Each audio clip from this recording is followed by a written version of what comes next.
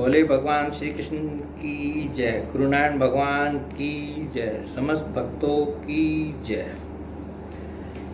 अब हम नरसिंह भगवान के अवतार की जो कथा पढ़ रहे हैं उसका ये अंतिम अध्याय है जो हमने श्रीमद् भागवत से पढ़ रहे हैं। तो ये 10वां अध्याय, प्रहलाद जी के राज्याभिषेक और त्रिपुर दहन की कथा। नारद जी कहते हैं, प्रहलाद जी ने बालक होने पर भी यही समझा कि वरदान मांगना प्रेम भक्ति का विघ्न है, इसलिए कुछ मुस्कुराते हुए वे भगवान से बोले।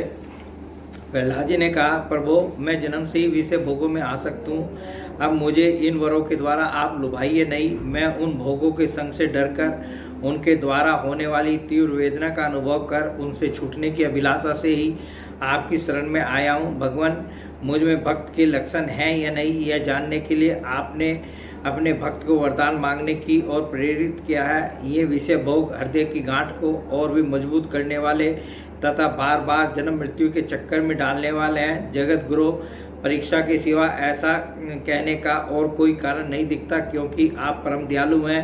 अपने भक्त को भोगों में फंसाने वाला वर कैसे दे सकते हैं? आपसे जो सेवक अपनी कामनाएं पूर्ण करना चाहता है वह सेवक नहीं, वह तो लेन देन करने वाला नीरा बनिया है। जो स्वामी से अपनी कामनाओं की पूर्ति चाहता है वह सेवक नहीं, और जो सेवक से सेवा कराने के लिए उसका स्वामी बनने के लिए उसकी कामनाएं पूर्ण करता है वह स्वामी नहीं। मैं आपका निष्काम सेवक हूँ, आप मेरे निरपेक्ष स्वामी हैं। जैसे राजा और उसके सेवकों का प्रयोजन व स्वामी सेवक का संबंध रहता है, वैसा तो मेरा और आपका संबंध है नहीं। मेरे वरदानी शिरोमणि स्वामी, यदि आप मुझे मुंह मांगा वर देना ही चाहते हैं तो यह वर दीजिए कि मेरे हृदय में कभी किसी कामना का बीज अंकुरित ही न हो। हृदय में किसी भी कामना के उदय होते ही इंद्रिय, मन, प्राण, देह, धर्म, धैर्य, बुद्धि, लज्जा, श्री, तेज, स्मृति और सत्य, ये सब के सब नष्ट हो जाते हैं। कमल नयन, जिस समय मनुष्य अपने मन में रहने वाली कामनाओं का परित्याग कर देता है उसी समय वह भगवत स्वरूप को प्राप्त कर लेता है। भगवान, आपको नमस्कार है। आप सबके हृदय में विराजमान उदार शिरोमणि स्वयं परब्रह्म परमात्मा है। अद्भुत नरसिंह रूपधारी श्री हरि के चरणों में मैं बार बार प्रणाम करता हूँ। श्री नरसिंह भगवान ने कहा, प्रहलाद, तुम्हारे जैसे मेरे एकांत प्रेमी इस लोक अथवा परलोक की किसी भी वस्तु के लिए कभी कोई कामना नहीं करते, फिर भी अधिक नहीं, केवल एक मनवंतर तक मेरी प्रसन्नता के लिए तुम इस लोक में दैत्याधिपतियों के समस्त भोग स्वीकार कर लो। समस्त प्राणियों के हृदय में यज्ञों के भोक्ता ईश्वर के रूप में मैं ही विराजमान हूँ। तुम अपने हृदय में मुझे देखते रहना और मेरी लीला कथाएं जो तुम्हें अत्यंत प्रिय हैं सुनते रहना। समस्त कर्मों के द्वारा मेरी ही आराधना करना और इस प्रकार अपने प्रारब्ध कर्म का क्षय कर देना। भोग के द्वारा पुण्य कर्मों के फल और निष्काम पुण्य कर्मों के द्वारा पाप का नाश करते हुए समय पर शरीर का त्याग करके समस्त बंधनों से मुक्त होकर तुम मेरे पास आ जाओगे। देवलोक में भी लोग तुम्हारी विशुद्ध कीर्ति का गान करेंगे। तुम्हारे द्वारा की हुई मेरी इस स्तुति को जो मनुष्य कीर्तन करेगा और साथ ही मेरा और तुम्हारा स्मरण भी करेगा वह समय पर कर्मों के बंधनों से मुक्त हो जाएगा। प्रहलाद जी ने कहा, महेश्वर, आप वर देने वालों के स्वामी हैं। आपसे मैं एक वर मांगता हूँ। मेरे पिता ने आपके ईश्वरीय तेज को और सशक्तिमान चराचर गुरु स्वयं आपको न जानकर आपकी बड़ी निंदा की है। इस विष्णु ने मेरे भाई को मार डाला है। ऐसी मिथ्या दृष्टि रखने के कारण पिताजी क्रोध के वेग को सहन करने में असमर्थ हो गए थे। इसी से उन्होंने आपका भक्त होने के कारण मुझसे भी द्रोह किया। दीन बंधो, यद्यपि आपकी दृष्टि पड़ते ही वे पवित्र हो चुके, फिर भी मैं आपसे प्रार्थना करता हूँ कि उस जल्दी नाश न होने वाले दुस्तर दोष से मेरे पिता शुद्ध हो जाएं। श्री नरसिंह भगवान ने कहा, निष्पाप प्रहलाद, तुम्हारे पिता स्वयं पवित्र होकर तर गए, इसकी तो बात ही क्या है। यदि उनकी 21 पीढ़ियों के पितर होते उन सबके साथ भी वे तर जाते, क्योंकि तुम्हारे जैसा कुल को पवित्र करने वाला पुत्र उनको प्राप्त हुआ। मेरे शांत, समदर्शी और सुख से सदाचार पालन करने वाले प्रेमी भक्तजन जहाँ जहाँ निवास करते हैं वे स्थान चाहे कीकट ही क्यों न हो पवित्र हो जाते हैं। दैत्यराज, मेरे भक्ति भाव से जिनकी कामनाएं नष्ट हो गई हैं वे सर्वत्र आत्मभाव हो जाने के कारण छोटे बड़े किसी भी प्राणी को किसी भी प्रकार से कष्ट नहीं पहुंचाते। संसार में जो लोग तुम्हारे अनुयायी होंगे वे भी मेरे भक्त हो जाएंगे। बेटा, तुम मेरे सभी भक्तों के आदर्श हो। यद्यपि मेरे अंगों का स्पर्श होने से तुम्हारे पिता पूर्ण रूप से पवित्र हो गए हैं, तथापि तुम उनकी अंत्येष्टि क्रिया करो। तुम्हारे जैसी संतान के कारण उन्हें उत्तम लोगों की प्राप्ति होगी। वत्स, तुम अपने पिता के पद पर स्थित हो जाओ और वेदवादी मुनियों की आज्ञा के अनुसार मुझ में अपना मन लगाकर और मेरी शरण में रहकर मेरी सेवा के लिए ही अपने सारे कार्य करो। नारद जी कहते हैं, युधिष्ठिर, भगवान की आज्ञा के अनुसार प्रहलाद जी अपने पिता की अंत्येष्टि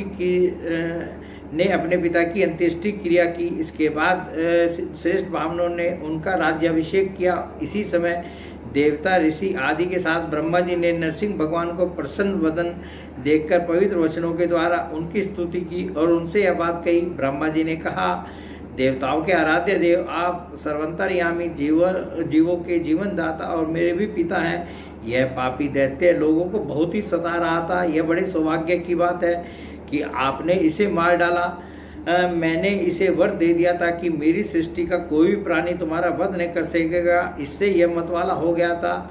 तपस्या, योग और बल के कारण उच्छृंख होकर इसने वेद विधियों का उच्छेद कर दिया था। यह भी बड़े सौभाग्य की बात है कि इसके पुत्र परम भागवत शुद्ध हृदय नन्हे से शिशु प्रहलाद को आपने मृत्यु के मुख से छुड़ा दिया। और यह भी बड़े आनंद और मंगल की बात है कि वह अब आपकी शरण में है। भगवान, आपके इस नरसिंह रूप का ध्यान जो कोई एकाग्र मन से करेगा उसे यह सब प्रकार के भयों से बचा लेगा। आपका नरसिंह रूप का जो स्वरूप है, जो अवतार हुआ है, इसका जो ध्यान करेगा आपके इस रूप का, वह समस्त भयों से उस व्यक्ति को जो व्यक्ति ध्यान करेगा वह समस्त भयों से बच जाएगा। यहाँ तक कि मारने की इच्छा से आयु मृत्यु भी उसका कुछ न बिगाड़ सकेगी। श्री नरसिंह भगवान बोले, ब्रह्मा जी, आप दैत्यों को ऐसा वर न दिया करें जो स्वभाव से ही क्रूर है। उनको दिया हुआ वर तो वैसा ही है जैसा सांपों को दूध पिलाना। अब ब्रह्मा जी को भी भगवान ने समझाया, परंतु ब्रह्मा जी तो मानते नहीं है। वो तो जो भी पहुंच जाता है और तपस्या करता है उससे खुश हो जाते हैं और वर दे देते हैं। नारद जी कहते हैं, युधिष्ठिर, नरसिंह भगवान इतना कहकर ब्रह्मा जी के द्वारा की हुई पूजा को स्वीकार करके वहीं अंतर्ध्यान समस्त प्राणियों के लिए अदृश्य हो गए। इसके बाद प्रहलाद जी ने भगवत स्वरूप ब्रह्मा, शंकर की तथा प्रजापति और देवताओं की पूजा करके उन्हें माथा टेककर प्रणाम किया। तब शुक्राचार्य आदि मुनियों के साथ ब्रह्मा जी ने प्रहलाद जी को अब समस्त दानव और दैत्यों का अधिपति बना दिया। फिर ब्रह्मादि देवताओं ने प्रहलाद का अभिनंदन किया और उन्हें शुभाशीर्वाद दिए। प्रहलाद जी ने भी यथा योग्य सबका सत्कार किया और वे लोग अपने अपने लोक को चले गए। ये शुक्राचार्य जी इनके असुरों के गुरु हैं, तो ये इन्होंने उनको सब तरह से आशीर्वाद दिया और राजपाट पूरा उनका कर दिया। युधिष्ठिर, इस प्रकार भगवान के वे दोनों पार्षद जय विजय दीति के पुत्र दैत्य हो गए थे। वे भगवान से वैर भाव रखते थे। उनके हृदय में रहने वाले भगवान ने उनका उद्धार करने के लिए उन्हें मार डाला। ऋषियों की शाप के कारण उनकी मुक्ति नहीं हुई।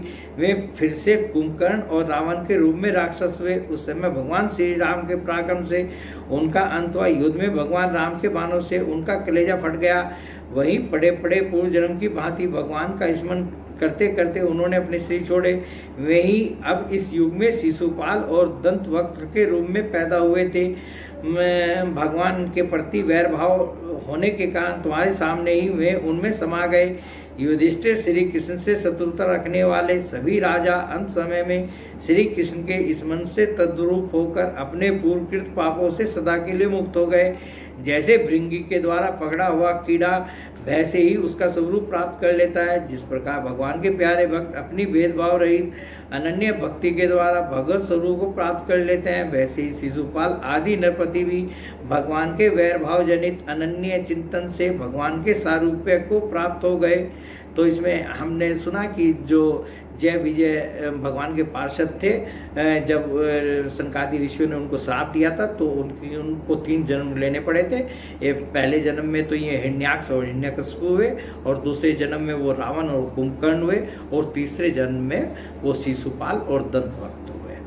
युधिष्ठिर, ये जो है नारद जी जो है ये कथा जो है भागवत में युधिष्ठिर जी को सुना रहे हैं। युधिष्ठिर, तुमने मुझसे जो पूछा था कि भगवान से द्वेष करने वाले शिशुपाल आदि को उनके सारूप्य की प्राप्ति कैसे हुई, उसका उत्तर मैंने तुम्हें दे दिया। ब्रह्मदेव परमात्मा श्री कृष्ण का यह परम पवित्र अवतार चरित्र है। इसमें हिरण्याक्ष और हिरण्यकशिपु इन दोनों दैत्यों के वध का वर्णन है। इस प्रसंग में भगवान के परम भक्त प्रहलाद का चरित्र, भक्ति, ज्ञान, वैराग्य एवं संसार की सृष्टि स्थिति और प्रलय के स्वामी श्री हरि के यथार्थ स्वरूप तथा उनके दिव्य गुण एवं लीलाओं का वर्णन है। इस आख्यान में देवता और दैत्यों के पदों में काल रूप क्रम से जो महान परिवर्तन होता है उसका भी निरूपण किया गया है, जिसके द्वारा भगवान की प्राप्ति होती है। उस भागवत धर्म का भी वर्णन है। अध्यात्म के संबंध में भी सभी जानने योग्य बात है। इसमें भगवान के पराक्रम से पूर्ण इस पवित्र आख्यान को जो कोई पुरुष श्रद्धा से कीर्तन करता और सुनता है वह कर्म बंधन से मुक्त हो जाता है। जो मनुष्य परम पुरुष परमात्मा की यह श्री नरसिंह लीला सेनापतियों सहित हिरण्यकशिपु का वध और संत शिरोमणि प्रहलाद जी का पावन प्रभाव एकाग्र मन से पढ़ता और सुनता है वह भगवान के अभय पद वैकुंठ को प्राप्त होता है। युधिष्ठिर, इस मनुष्य लोक में तुम लोगों के भाग्य अत्यंत प्रशंसनीय है। नारद जी देखिए कितनी अच्छी बात बतला रहे हैं, क्योंकि तुम्हारे घर में साक्षात परब्रह्म परमात्मा मनुष्य का रूप धारण करके गुप्त रूप से निवास करते हैं। इसी से सारे संसार को पवित्र कर देने वाले ऋषि मुनि बार बार उनका दर्शन करने के लिए चारों ओर से तुम्हारे पास आया करते हैं। बड़े बड़े महापुरुष निरंतर जिनको ढूंढते रहते हैं, जो माया के लेस से रहित परम शांत परमानंद अनुभव स्वरूप पर ब्रह्म परमात्मा है, वे ही तुम्हारे प्रिय हितैषी मेरे भाई पूज्य आज्ञाकारी गुरु और स्वयं आत्मा श्री कृष्ण है। शंकर ब्रह्मा आदि भी अपनी सारी बुद्धि लगाकर वे यह है, इस रूप में उनका वर्णन नहीं कर सकते। फिर हम तो कर ही कैसे सकते हैं, हम तो मौन भक्ति और संयम के द्वारा ही उनकी पूजा करते हैं। कृपया हमारी यह पूजा स्वीकार करके भक्त वत्सल भगवान हम पर प्रसन्न हो। युधिष्ठिर, यही एकमात्र आराध्य देव। प्राचीन काल में बहुत बड़े मायावी मायासुर ने जब रुद्रदेव की कमनीय कीर्ति में कलंक लगाना चाहता, तब इन्हीं भगवान श्री कृष्ण ने फिर से उनके यश की रक्षा और विस्तार किया था। राजा युधिष्ठिर ने पूछा, नारद जी, मैं दानव किस कार्य में जगदीश्वर रुद्रदेव का यश नष्ट करना चाहता था और भगवान श्री कृष्ण ने किस प्रकार उनके यश की रक्षा की, आप कृपा करके बतलाइए। ये वैसे कथा का हम अलग से एक वो भी वीडियो बना रहे हैं और वो हमारी चैनल पर पड़ा हुआ है। नारद जी ने कहा, एक बार इन्हीं भगवान श्री कृष्ण से शक्ति प्राप्त करके देवताओं ने युद्ध में असुरों को जीत लिया था। उस समय सबके सब असुर मायावियों के परम गुरु मैं दानव की शरण में गए। शक्तिशाली मायासुर ने सोने चांदी और लोहे के 3 विमान बना दिए। वे विमान क्या थे, 3 पूरी थे। वे इतने विलक्षण थे कि उनका आना जाना जान नहीं पड़ता था। उनमें अपरिमित सामग्रियां भरी हुई थी। युधिष्ठिर, दैत्य सेनापतियों के मन में तीनों लोक और लोकपतियों के प्रति वैर भाव तो था ही। अब उसकी याद करके उन तीनों विमानों के द्वारा वे उनमें छिपे रहकर सबका नाश करने लगे। तब लोकपालों के साथ सारी प्रजा भगवान शंकर की शरण में गई और उनसे प्रार्थना की कि प्रभो, त्रिपुर में रहने वाले असुर हमारा नाश कर रहे हैं। हम आपके हैं, अतः देवादिदेव आप हमारी रक्षा कीजिए। उनकी प्रार्थना सुनकर भगवान शंकर ने कृपापूर्ण शब्दों में कहा, डरो मत। फिर उन्होंने अपने धनुष पर बाण चढ़ाकर तीनों पुरों पर छोड़ दिया। उनके उस बाण से सूर्यमंडल से निकलने वाली किरणों के समान अन्य बहुत से बाण निकले। उनमें से मानो आग की लपटें निकल रही थी। उनके द्वारा उन पुरों का दिखना बंद हो गया।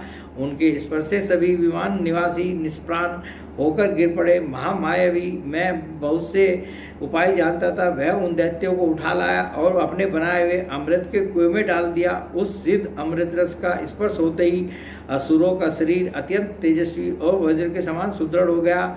वे बादलों को विदीर्ण करने वाली बिजली को आग की तरह उठ खड़े हुए।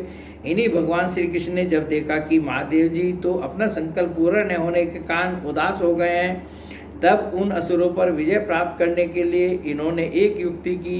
यही भगवान विष्णु उस समय गो बन गए और ब्रह्मा जी बछड़ा बने। दोनों ही मध्याह्न के समय उन तीनों पुरों में गए और उस समय सिद्ध रस के कुएं का सारा अमृत पी गए। यद्यपि उसके रक्षक दैत्य इन दोनों को देख रहे थे, फिर भी भगवान की माया से वे इतने मोहित हो गए कि उन्हें रोक न सके।